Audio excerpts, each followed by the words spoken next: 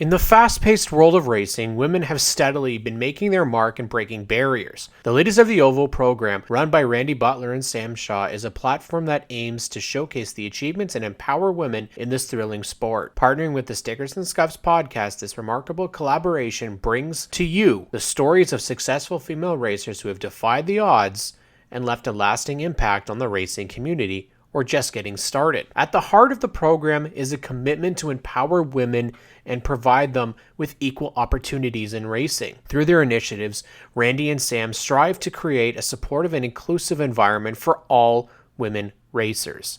By shedding light on their accomplishments and celebrating their achievements, the program aims to inspire future generations of women to pursue their dreams in the racing industry. We are making significant strides in showcasing the accomplishments of women in racing. From Marley Owen to Amanda Balson to Jessica Power and Chantal Kalika, these remarkable women are leaving their mark and paving the way for future generations. Through our collective efforts, the program will promote empowerment, inclusivity, and equality, ensuring that the world of racing becomes a place where women can thrive and make history. Support Ladies of the Oval on social media, on Instagram and on Facebook, just by searching Ladies of the Oval. Also consider donating to their cause and providing sponsorship for women in 2024. Stickers and Scuffs has made our donation, and you can too.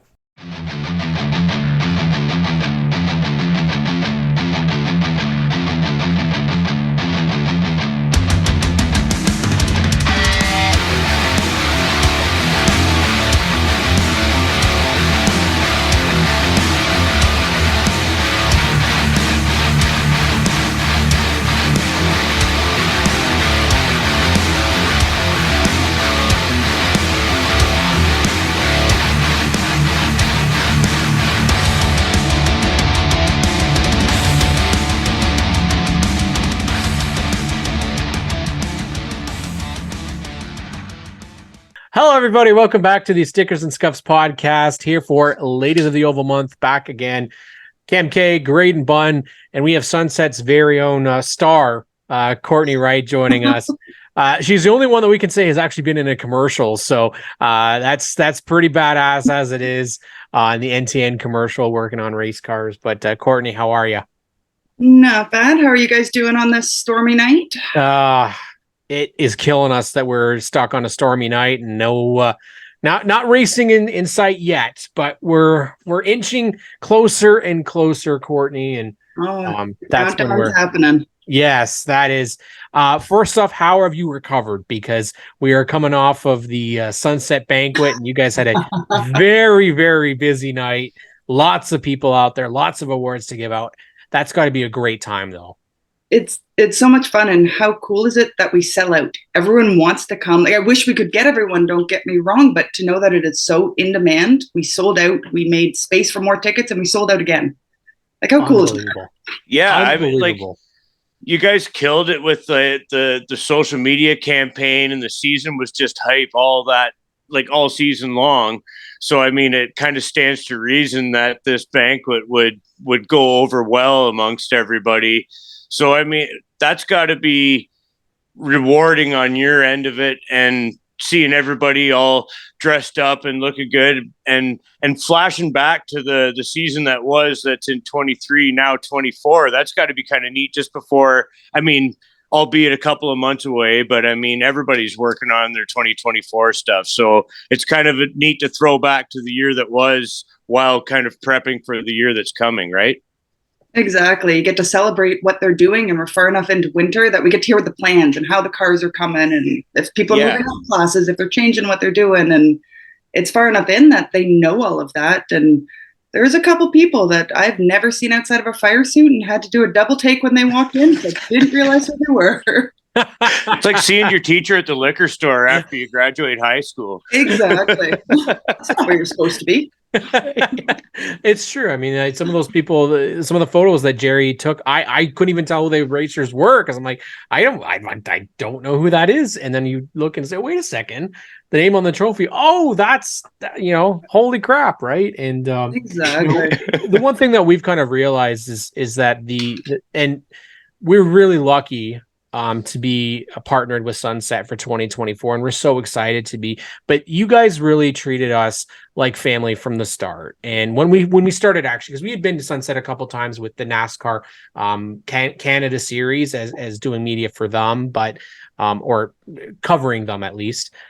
And now we've kind of switched, and we're now focused mainly on the tracks themselves. But that's how we got involved in the family that is Sunset Speedway. So we've got to ask the question of how long and how far back do we have to go for Courtney Wright to be seeing herself at the very first time at Sunset Speedway? It's not polite to ask a woman her age. Just saying.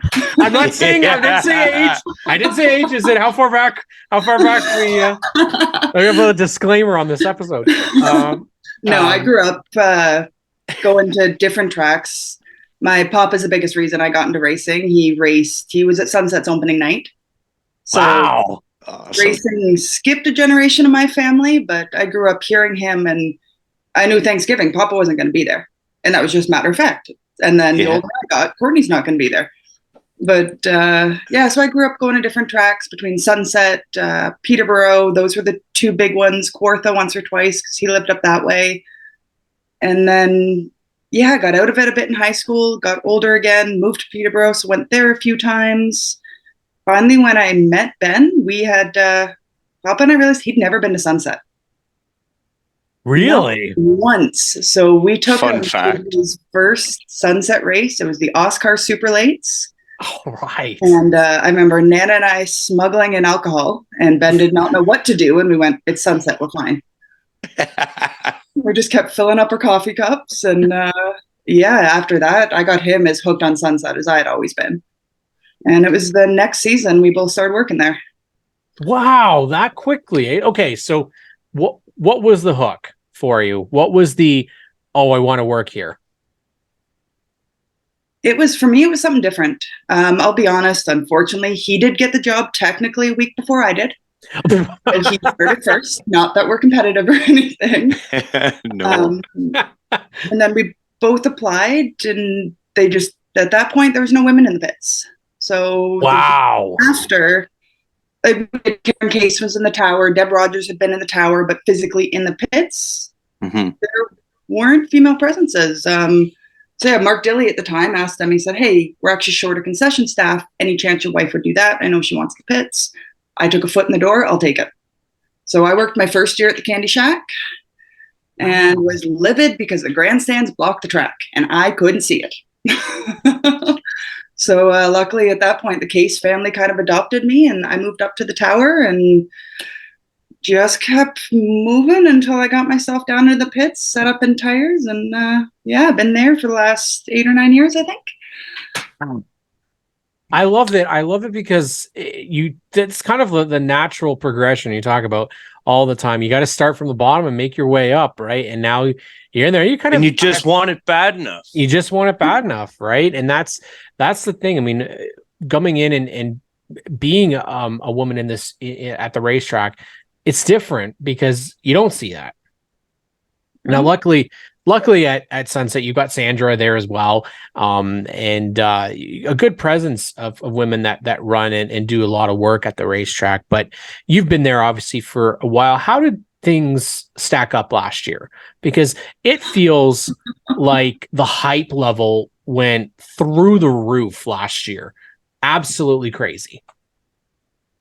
When you go to a really big concert and the first time the band, the DJ, whatever it is, hits that note and that place becomes electric. Yeah. That's what walking in the pits every Saturday is like. That feeling does not go away. And be honest, it wasn't the same the last couple of years beforehand. And coming out of COVID, people were hurting for money. The morale just wasn't there. And our promotion team this year, they killed it. That place was electric every night. And people, if they couldn't make it, I'm getting messages, Courtney, what are we missing? Everyone just wanted to be there. Every driver wanted to win that big race, and there was enough of them that every driver had a chance. And it was it was incredible this year. And it's not easy. I think that the other thing is about you work on this team. You've worked on this team for a while, and that you said there were hard years. Oh yeah. What do you feel is the hardest thing being at the racetrack to get people to come that maybe don't that aren't regular race fans? I think that's the big question for so many tracks, is how do you attract somebody that's not been to a race before? There's still, especially living in Innisfil, I live 6 minutes from the track, so people at the grocery store will see me with Sunset stuff on. There is still that mindset that we are a group of rednecks who can hardly turn left, and it is a demo derby without the fun of the demo derby. So it's just changing that mindset that it is a family-friendly atmosphere. It isn't a bunch of drunk people picking fights every night. I'm not saying that never happens. That's part of racing. Adrenaline, beer works wonders. But for the most part, it's 4 generations sitting on a grandstand on a cold night trying to snuggle under one blanket. And I think one of the biggest things is breaking that mentality. 100%. And I love hearing that, because it's the same thing that we're trying to change, right? Is that mentality, because I heard it growing up as a race fan is, oh, you're just a redneck. Well, I'm not. I live in Toronto. I live in Pickering. I'm far from being a redneck. I'm in the city here. Like, that's not even close to it. But obviously, like you said, your team did an amazing job this year in putting and making big events. You had the Hanley Classic, the Steve Slaughter Classic. You obviously had last year that you had the NASCAR Pinty Series start their season off. Obviously, they're not going to be around there this year, but you've got the APC Series that runs twice a year, the Ontario Sportsman Series. Now we're going to have our championship at Fall Velocity to end our season. So it's now we got guys and series that are coming to your track because of all the hype that's being put into it. Do you look back on those times where you guys were struggling and say, like, did you ever think we would be here? I'd hoped, not going to lie. Yeah. We worked on building the team around it. So as it came back, we can promote as much as we want. If my officials can't back it and we can't do it in tech and we can't do it in the grandstands, there's no point. And it was the perfect timing to have the strong team underneath, the promotional team pumping it. I didn't know if we would get back there or if racing in general was going to pump back up as much as it did. And you're seeing it start to pump back up straight across Ontario. And I love how much of it's coming our way. I'm not going to lie. If you don't get that full uptake across the province, one track can't do it. So seeing it come straight across is absolutely phenomenal. And no, we did have the killer team to actually make it happen this year. And there may have been once or twice that in tech, we were kind of cursing their name of, what have you done to us tonight? How much work is this going to be? It always worked, and we always got it through, and couldn't have asked for a better season. Well, we could. Let's see what's coming next year. Good point. Let's circle back. Not everybody can work with their significant others. But let's talk about like what you and Ben do at the track. What are your duties? Do you overlap? Do you collaborate in your day-to-days at the track? And do you have professional differences of opinion and that sort of thing? Give us a dish on that. Who wins? Stuff, let's be honest. Who wins in those opinions? Oh, you really got to ask who wins. Come on. Cam, come on. Let's be real. I already knew the answer. Do I give like the peachy answer of everything's always fantastic? But no, in all honesty. Yeah, it's not all rainbows and unicorns. We know for sure. You work with somebody as close as him and I do at the track because we do overlap a fair amount. Him, Mike, and I in the best way. There's not much of each other's jobs we can't do, which is perfect because we can cover for each other. Right. The benefit is it is also a team of 3 and not just Ben and I. As soon as you put Mike Brown in the mix too, it helps. We have a tiebreaker when we butt heads. It's not just him and I trying to figure out what to do. And poor Mike's stuck in the middle of us. In a good way, neither of us are yes men. We're not just going to say yes. Publicly, we will back each other. That is my husband. That is my teammate. That is my coworker.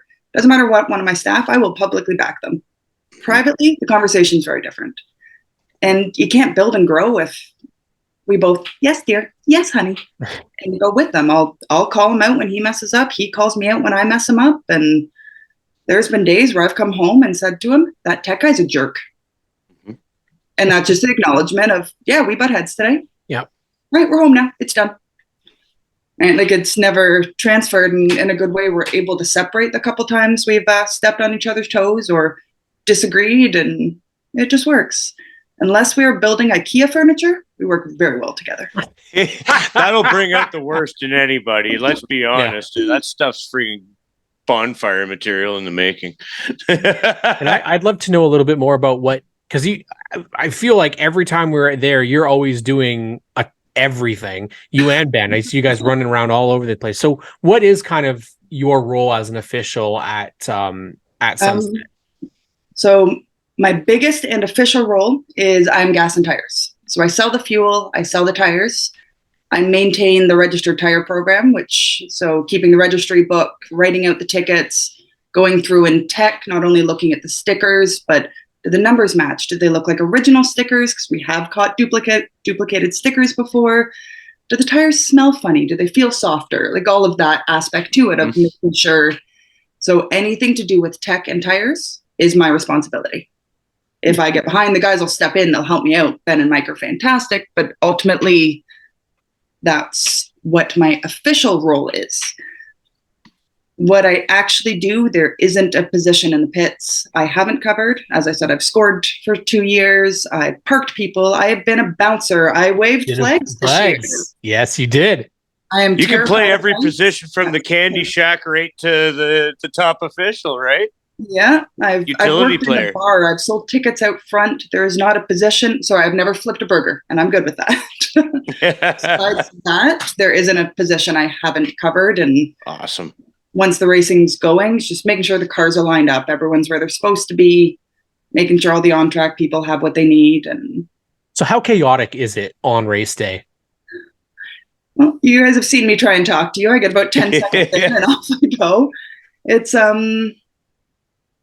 in a good way, as long as it is chaotic to the staff and the fans and the driver can't feel it, I'm good with it. It's organized chaos. Mm-hmm. Yeah. Because all it takes is one weather cell moving and our entire night has switched the order we're going in, and we just have to learn to roll with it and adapt. Yeah. So how do you do that? So how does that work at a racetrack when you guys have weather? Who makes this call? How do you guys change your schedule? Like, how does that all work? Well, ultimately, Brian has the final call. And in the best way possible, Sunset, we talk everything out. It's not one person coming down and dictating what we're doing. It's usually something happens. You'll see all of a sudden, Ben, Mike, Brian, Spencer, myself, we're in the garage. Usually how you know something's about to come down. We're, okay, if we don't give these guys warm-up laps, I know they're really going to want it, but if we cut a couple here, and maybe we'll cut intermission tonight. And unfortunately, we had to cancel King of the Hill once or twice because we can see what time the storm's coming.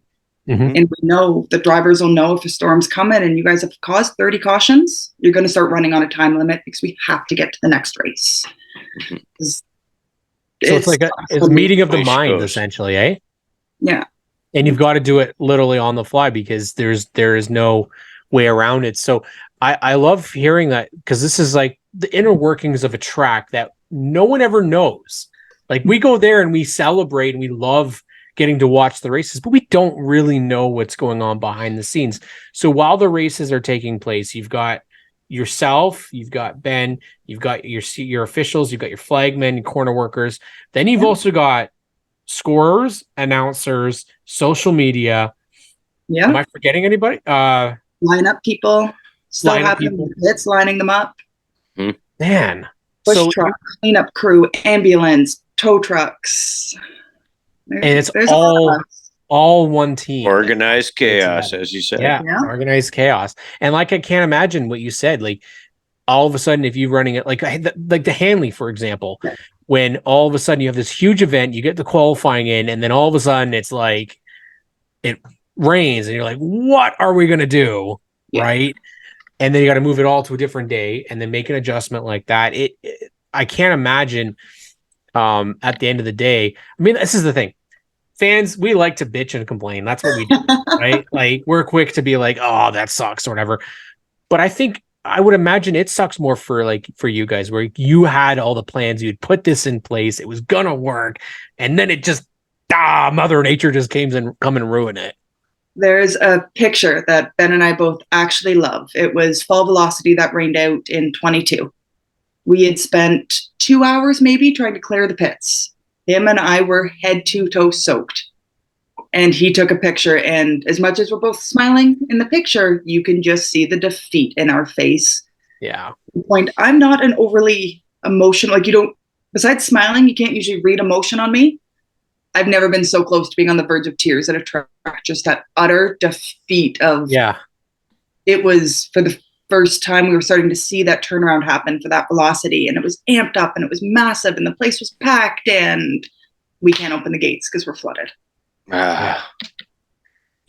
I like I said, I that's why I myself couldn't do it. Like that's why I could not work. My emotions would just be, losing it but you know what? One of the things that we've been lucky enough to interact with is Ladies of the Oval, and their home base is at Sunset. And I think Graydon and I have both we've been very proud of the fact that Sunset has a very, very good contingent of ladies that compete in all different, I think almost in every division. Oh, super stock, no modified. No, super stock, no modified. So we got to get this thing, super stocks, modified. Come on. Let's go. Yeah. Let's go. But for the most part, multiples, you've got ladies from all different age groups, very talented ladies. And then you've got obviously yourself, member, and then Sandra, members of the team that participate and are part of the track.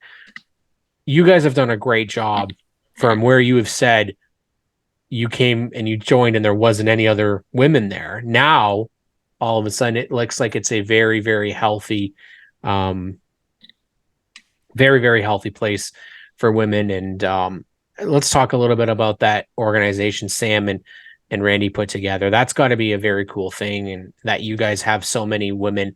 I think there was a picture actually that Jerry or Ashley had taken, and of all the ladies at the banquet, and that's got to feel something special for you, because when you were there wasn't that. Exactly. I remember growing up and watching Amanda Connolly at the time. Yeah. And just didn't know her and never met her. And watching a female take the championship at Peterborough. Yeah. Like, for me, that was the coolest thing. And now I get to watch a race. And I get to, like, that transition from, there weren't women doing what she did, and she did it well. Right? So, and I've told her that story, and I may have made her blush a little bit because I don't think she was expecting it when she came to Sunset, but I figured it's time to share that she was one of the ones I watched growing up. And many heroes, but for a young girl who was always a tomboy and kind of got made fun for, but then again, I just tackled them when they made fun of me, But it was so cool, and to now watch and have Sam and Kendra running the pro lates, and like our top tiers have females in them. Yeah.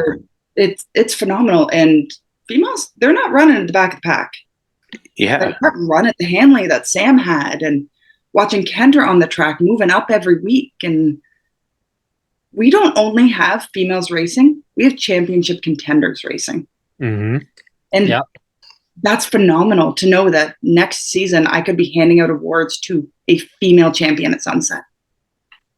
Yeah, that's a very real possibility, isn't it? Yeah, they were close this year. Amanda came in second. Andrea Lusk had a killer run. Yes, she did. Like, there were so many watching. Morgan Moore came in second as well. Second in points, for Morgan as well. Was fifth, I think. Kendra 10th. Like, it is fully plausible that I am handing out a championship to a female. Yeah. I don't think anybody would be upset about that. And I think like, especially that run, like you said, there was plenty of people that said, Sam, if that race went a little bit longer, she had the fastest car, she was flying through the field, and now we get a full season of that. Another full season of that. And it's just it's so cool that you guys are the home base for that, and you're kind of leading the way. I mean, there's a lot of tracks that have women in them, but I don't think in terms of throughout all the way to the top divisions, I think that's the difference right now is that we don't really get a ton moving into the late models, or we need obviously super stocks, but then you got the hot rods with Amanda I think that it's great that you guys have that, and that you guys are leading the charge. We have to talk about the commercial. Yes. Okay, because it may have blown my mind when I believe it was on TSN that I saw it. I was like, "Oh my God, Courtney's in a commercial." We know her. I know her. When and how did this come about? Well, as you know, Sunset has a relationship with NTN. Yep. Paul Mayo and Brian Todish have gotten close, and Paul's at our track all the time, so we've gotten to know him over the years as well. So I guess him and Brian were just talking, and he'd kind of said they want to shoot this commercial. Could we maybe use a garage at Sunset? So Brian, yeah, of course. Like, what do you need? How can we help? And so he said, we think we actually want to pick a woman, someone to represent females in racing. And he was like, who would you pick? Kind of chatting with Brian. And I've only heard the story from Brian's perspective, but he looked at him and said, you're shooting in my garage? You know who you're using. Come on. And so Brian picked up the phone, gave me a call, and said, NTN's doing a commercial. Do you mind doing a small part of it just to help represent Sunset? And I went silent. Courtney, you're getting nervous. It's nothing big. It's just little. Like, can you come help us out? Fine. Sure. Even this, I'm nervous. I'm not a big spotlight fan. I am behind the scenes girl. Can't stand the sound of my own voice or how I look on camera. But I know that feeling. Yeah. So sure, I will do a small part of this commercial. Not a problem.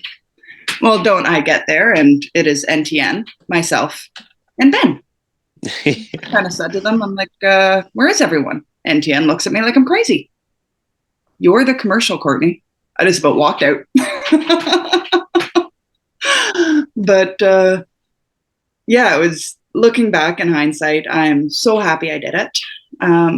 There's a line in there about I got into racing because of my papa. Mm-hmm. I lost my papa right before Christmas, and he's the reason for so much I do. Like, I work in petroleum and run a truck shop. Papa was blue collar. He's the one who got me hooked on cars and trucks and racing, and he's the only blue collar person in my life growing up. He's the reason Ben got into being a truck mechanic. Like, he's just been such a pivotal role in both of our lives. So to be able to share that with him. And then he had his sister and his brother-in-laws calling him saying, that's Courtney, and she said your name on TSN. Oh my God. Like, it was just the coolest experience, and they were so much fun to work with. And so we shot the video, we did that, and they said, okay, we've got some stuff to do. It'll be out in a couple weeks. And then I get a phone call. You available again? No, I've already shot it. We're done. Well, no, we're trying to do a voiceover. And they picked random people from their staff. I'm like, it's not right. So can we just come sit down? We kind of had a conversation like this at the track. And we probably had a 2-hour conversation that they just picked tidbits out of to put together. Cool. I love it because it's natural. It's a natural conversation. It's not scripted bullshit, which is what we're doing right now. It felt that's natural. Like when it's not scripted bullshit. Yeah, when you watched it, it felt very natural and like organic. So that's very like it was evident now that you say that and you kind of explain that unseen part, like the context of it. That's really, really neat because it felt that way. It totally came off that way. And that's a home track message if there was one. Oh, for sure. That's the way to sell it. And, you know, obviously we at Stickers and Scuffs are huge in supporting Ladies of the Oval. I think this year we're going to have over 30 women repping our podcast, which is a huge growth for us. And we dedicate every January going forward to Ladies of the Oval. And we've also donated $300 for their sponsorship for 2024. So we're really excited to see who they pick. And we want to make sure that we also recognize Sunset, Brian, and Sandra. They gave us an opportunity to partner for 24. So we're really excited about that. You're going to see me and my old man quite a bit. Graydon will be out there for a bit too. He's a little busy being a race car driver this year, but too fancy for us. just a little. No, I'll be making a couple stops there for sure. He might, and this is the thing. Graydon might get the opportunity. He's had a couple offers to do a little race at Sunset as well. Got my fingers crossed. I want to see that. Yes. So we need some help. I want to do that. We need some help in the tech line there. Courtney, who would you like to thank?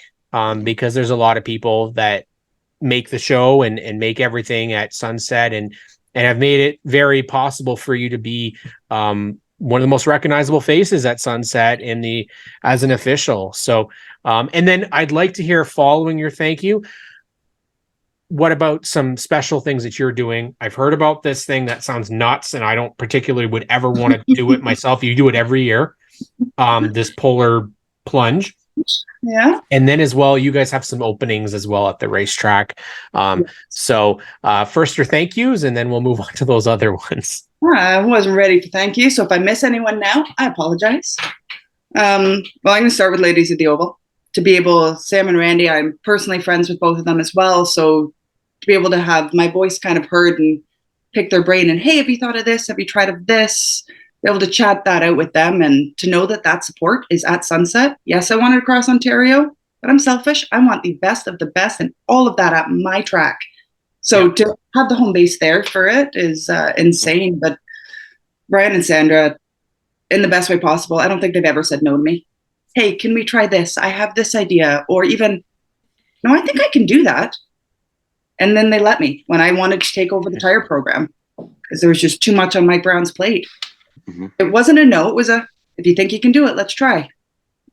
I've had it for 6 years now, so I don't think they're taking it from me. But, and they're just always right behind me. And same thing with Mike Brown. Like when the races were happening at Ducasa and he got invited to do tech. Yes, but I'm bringing my team. So as a female, I got invited to do tech at the biggest races in Canada. Wow. Yeah, surreal. And that man has more faith in me than I have in myself. And it is absolutely phenomenal. He has had my back every step of the way. Whether I've been right or wrong, he will tell me privately when I'm wrong. But he has my back.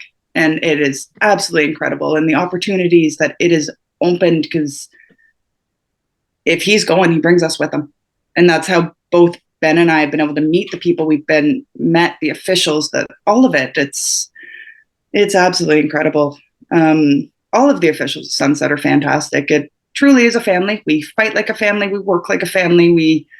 But when it comes down to it, if you picked up the phone and needed anything or something happens to one of us at the track, you can't fake that. It is real. And I wouldn't be at Sunset if it wasn't, right? You can't give that much of your time and that much of your life without it. And it's absolutely phenomenal. And if I forget to thank my husband, I think I may very well be sleeping on the couch tonight or Wednesday night when it airs. But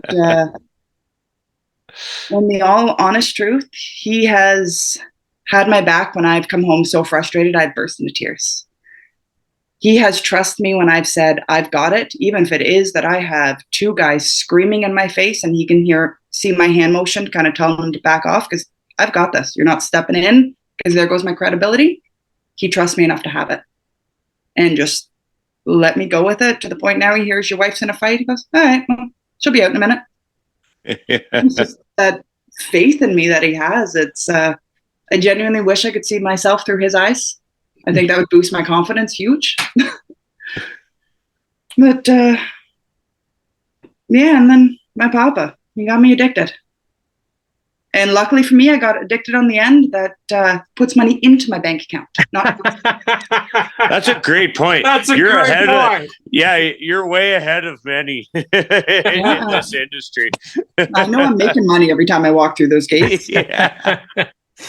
So not everybody can say that. That's for sure. You and Ben are going to do something that's nuts, but it's for a good cause. Join us. No way. I used to build docks, so I could fall in the water if I need to. I don't like the cold on a good day.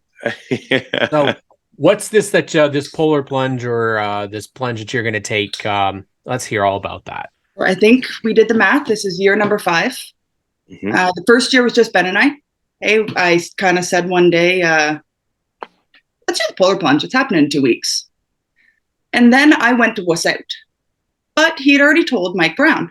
So as I'm now putting my pajamas back on, because I'm not going to the beach, it's cold, Mike calls and says, I'm on my way. What time are you guys jumping? Crap. So we get dressed, we go down. We didn't fundraise, we didn't do anything, just paid the $25 to jump and jumped in Simcoe in February. Mm. And then the next year we had a couple more people jump with us. And ever since then, I invite all of my champions to jump with us. Mm-hmm. This year, so far, 100% confirmed. Keegan Mowat's jumping with us. Doug Butler has confirmed. Corey has confirmed that he's jumping with us. Gord Shepard with a couple crew. The other drivers are just confirming dates, but they've said from the beginning they're there. They've just got to make sure the date and time works. Our paramedic is jumping with us. It's my goal this year so far, and combined, we've raised $3,500 as a Speedway to give back to, usually goes to the food bank, but my goal this year is to beat that. I want to beat our combined total. And I know a few of the people jumping have said they've got my back. Oh, and we have 2 Ladies of the Ovals representatives going in the lake this year. Nice. So we're working out details and names, but it's been confirmed that I'm going to have 2 of them going. So not only am I stupid enough to go swimming in February when I am a princess when it's cold, I will own that. Full on princess. But oh my. I keep convincing people to do it with me. And we have a lot of new subdivisions in Innisfil, and you see a lot on Facebook of what's that noise on a Saturday? It's too loud. It's too. So not only does the money go to a good cause, it is a ton of fun, and we hang out and laugh, and it is miserable and cold, and I heat myself 30 seconds before I have to jump in the water and about 5 minutes after. But we also get to show the community we don't just make noise on a Saturday.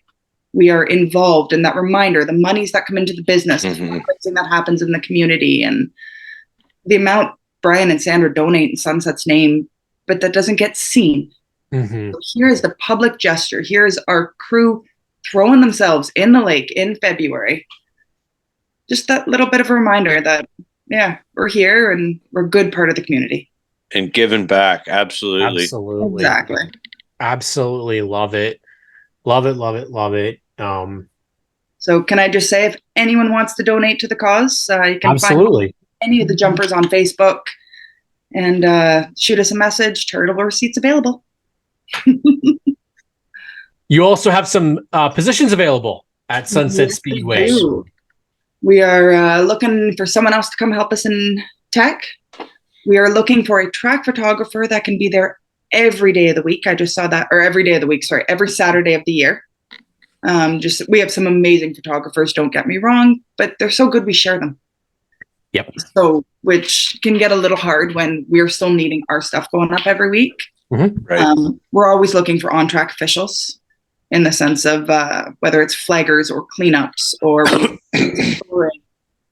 there's so many positions to fill, and all it takes is someone to take a holiday, and we need to be able to move people around. So a couple extra bodies makes the world a difference. And if anyone's thinking about it, you're not going to get a better seat in the house. You're also going to get a say in what happens, to be part of the conversation, which you don't get in the grandstands. Well, you might talk, but we don't listen. We can't listen to everyone yelling at us. No, if you're ever thinking of it, it's going to be a phenomenal season, and to be able to say you were a part of it, come on, you know you want to come join us. And that's a tagline right there. That's a great plug. Yeah, I love it. I love it. Make sure you guys go out there, support Courtney Wright, Ben Dennis, and the Polar Plunge. Support Sunset Speedway all season long. We'll be there. We'll be making sure to talk all about the races that they put on and enjoying every minute of it. But thank you, Courtney, for coming on and joining us for Ladies of the Oval episode. And we can't wait to see you back at the racetrack. Can't wait to see you guys. That's Courtney Wright here on the Stickers and Scuffs podcast.